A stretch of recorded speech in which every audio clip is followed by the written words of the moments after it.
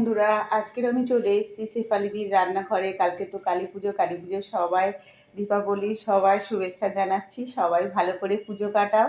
তো আবারও আমি চলে এসেছি শেফালিদির রান্নাঘরে, সবাইকে স্বাগত জানিয়ে আজকে শুরু করছি। আজকে রেসিপি তৈরি করব গন্ধরাজ লেবুর পাতা আর কসুরি মেথি দিয়ে তৈরি করব আর চিংড়ি মাছের অসাধারণ একটা রেসিপি। আর সেই রেসিপিটা আজকে তোমাদের সঙ্গে শেয়ার করব। তো পুরো ভিডিওটা দেখবেন বন্ধুরা, আশা করছি সবারই ভালো লাগবে। আর ভিডিওটা ভালো লাগলে আমার চ্যানেলটিকে সাবস্ক্রাইব করে পাশে থাকবেন বন্ধুরা। আর ফেসবুক থেকে দেখলে একটা ফলো করে দেবেন। ইনস্টাগ্রামে কিন্তু দেওয়া থাকে বন্ধুরা, ফলো করে দিও। আর রেসিপিটা ভালো লাগলে বন্ধুদের মধ্যে শেয়ার করো। তো চলো বন্ধুরা, রেসিপিটা দেখে নেওয়া যাক।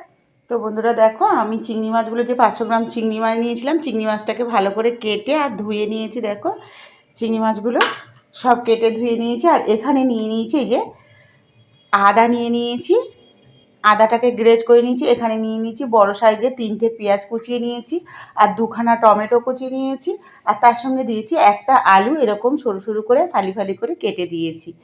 আচ্ছা, এই চিংড়ি মাছের ঝালের রেসিপিটা আজকে তোমাদের সঙ্গে শেয়ার করব। তো বন্ধুরা চলে যাব এবার রান্নাঘরে। দেখুন আমি রান্নাঘরে চলে এসেছি, গ্যাসটা ধরিয়ে দিয়েছি আর গ্যাসের ওপর একটা কড়া বসিয়ে দিয়েছি। কড়াটা আমার গরম হয়ে গেছে, এখানে আমি তেল দিয়ে দেবো। তো সর্ষের তেল দিয়ে দিয়েছি, দিয়ে আগে চিংড়ি মাছটাকে ভালো করে ভেজে নেব।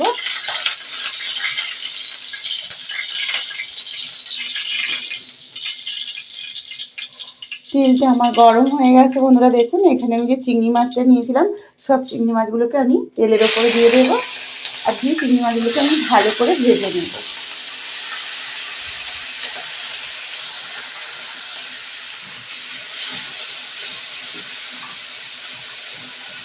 আর এই চিংড়ি মাছের ভেতরে একটু লবণ দিয়ে দেব, অল্প করে লবণ দিয়ে দিলাম। আর তার সঙ্গে হাফ চামচের একটু কম হলুদ দিয়ে দিলাম। নুন আর হলুদ দিয়ে কিন্তু চিংড়ি মাছটাকে আমি ভালো করে ভেজে নেব।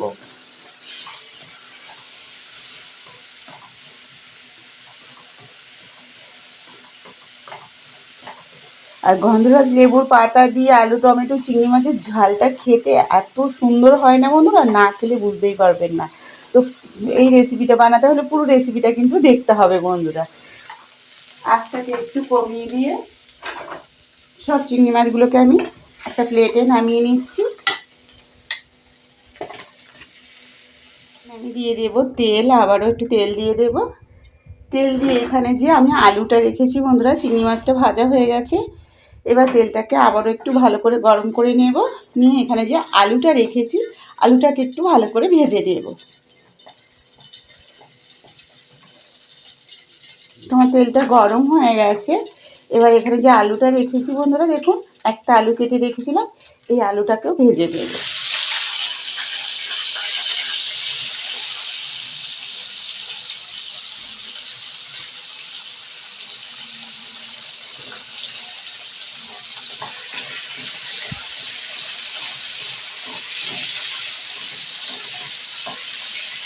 আলুটাকে নেড়ে চেড়ে একটু ভালো করে ভেজে নিতে হবে। আর এখানে একটু আলুতে লবণ দিয়ে দেব। তার সঙ্গে দিয়ে দিচ্ছি অল্প করে একটু হলুদ। নুন আর হলুদ দিয়ে আলুগুলোকে আমি ভালো করে ভেজে নেব।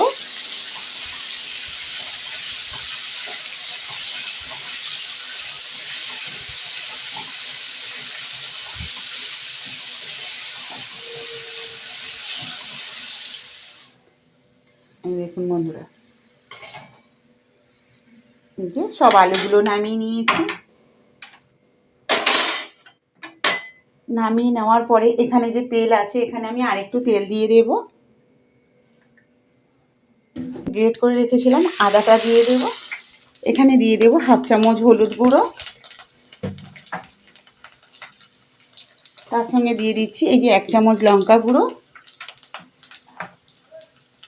1 চামচ জিরে গুঁড়ো,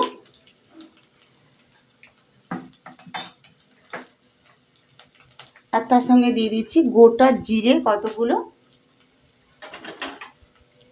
জিরেটা এই যে পাশে আমি তেলটা সাইড করে রেখেছিলাম, এই যে ভেজে নিচ্ছি। জিরেটাকে ভালো করে ভেজে নেব আগে। নিয়ে এবার মশলাটা এই যে আদা বাটা, লঙ্কা গুঁড়ো, জিরে গুঁড়ো, হলুদ গুঁড়ো দিয়ে মশলাটাকে একটু কষিয়ে নেব। এখানে যে আমি পেঁয়াজগুলো রেখেছি বন্ধুরা, পেঁয়াজগুলো সব দিয়ে দেব। পেঁয়াজ আর টমেটোটা দিয়ে দেবো এর ভেতরে। দুখানা টমেটো আর এখানে 3খানা পেঁয়াজ আছে। পেঁয়াজ আর টমেটোটা দিয়ে ভালো করে একটু নেড়ে কষিয়ে নেব।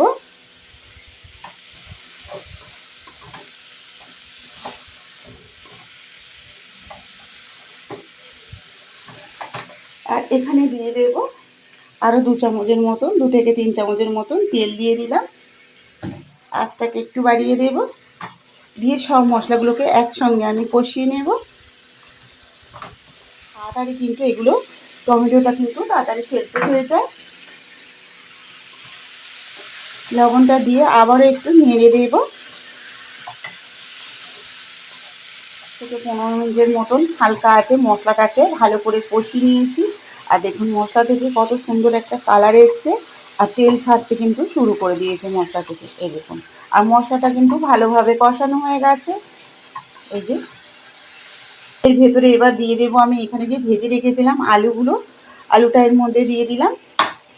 আলুটা দিয়ে আবারও একটু মশলার সঙ্গে ভালো করে কষিয়ে নেব।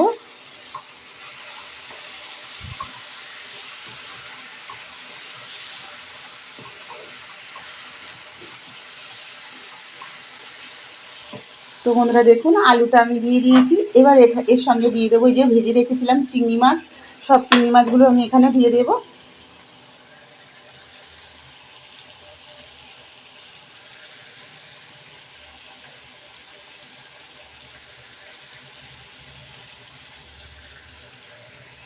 চিংড়ি মাছ আর আলু দিয়ে ভালো করে আমি কষিয়ে নেব আরও 10 থেকে 15 মিনিটের মতো। আমার এখানে আলু চিংড়ি মাছ সবই তো ভাজা ছিল, তার জন্য জলের পরিমাণটা কম লাগবে। এখানে আমি দিয়ে দিচ্ছি হাফ বাটির মতন জল। জলটা দিয়ে আবারও আমি একটু ভালো করে নেড়ে নেব। তো বন্ধুরা দেখুন এখানে যে আমি লেবু পাতাগুলো রেখেছিলাম, লেবু পাতাগুলো পরপর এর উপর এবার দিয়ে দেবো, চিংড়ি মাছের ভেতরে দিয়ে দেব। এর সঙ্গে দিয়ে দেবো অল্প করে একটু কসুরি মেথি। লেবু পাতা আর কসুরি মেথিটা নামানোর মিনিট 5 আগে কিন্তু দিয়ে দেবে, দিলে কিন্তু খুব সুন্দর একটা সেন্ট বেরোবে তরকারিটা। তার ওপর থেকে দিয়ে দেবো 1 চামচের মতন সরষের তেল। এখানে চাইলে আপনারা ঘিও ব্যবহার করতে পারেন, ঘিটা আমার হাতের কাছে নেই বলে আমি এটা সরষের তেল 1 চামচের মতন দিয়ে দিলাম। দিয়ে এই তরকারিটাকে এবার ঢাকা দিয়ে দেবো। এটা দিয়ে মিনিট 10 মতন আমি ভালো করে ফুটিয়ে নেব, একদম আঁচটাকে লো ফ্লেমে দিয়ে 10 মিনিট ভালো করে ফুটিয়ে নেব। গন্ধরাজ লেবুর পাতা আর কসুরি মেথি দিয়ে 10 মিনিট আমি ঢাকা দিয়ে রেখেছিলাম। 10 মিনিট পরে দেখুন তরকারিটা কতটা সুন্দর হয়েছে। এবার আবারও এমনি একটু নাড়াচাড়া করে নেব, একটু নেড়ে দেব। এই দেখুন দেখেই বুঝতে পারছো বন্ধুরা চিংড়ি মাছের ঝালটা কতটা সুন্দর হয়েছে, আর সুন্দর একটা মিষ্টি গন্ধ আসছে কিন্তু এই কসুরি মেথি আর গন্ধরাজ লেবুর পাতাটা দেওয়ার জন্য।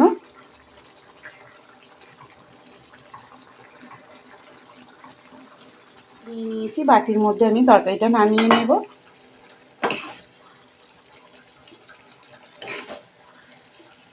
তো বন্ধুরা দেখুন আমার গরম গরম একদম চিংড়ি মাছের ঝালের রেসিপি রেডি হয়ে গেছে। দেখুন কতটা সুন্দর হয়েছে বন্ধুরা তরকারিটা।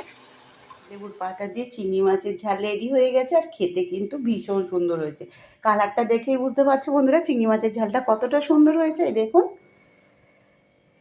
তো কড়া চিংড়ি আনলে বন্ধুরা এইভাবে একদিন করে দেখবেন, ভীষণ সুন্দর লাগে খেতে। আর এই স্বাদ কিন্তু ভুলতে পারবে না, একদিন খেলে কিন্তু বারবার খেতে ইচ্ছে করবে। এই চিংড়ি মাছের ঝালটা এতটাই সুন্দর হয়। তো আজকে রেসিপিটা কেমন লাগলো বন্ধুরা অবশ্যই কমেন্ট করে জানাবেন। আর রেসিপিটা ভালো লাগলে বন্ধুদের মধ্যে বেশি বেশি করে শেয়ার করবেন। আর ফেসবুক থেকে দেখলে একটা ফলো করে দেবেন। আর শেফালিদির রান্নাঘর চ্যানেলটিকে অবশ্যই বন্ধুরা সাবস্ক্রাইব করে নেবেন। সবাই ভালো থাকবেন, সুস্থ থাকবেন। কালকে আবার দেখা হচ্ছে নতুন এক রেসিপি নিয়ে।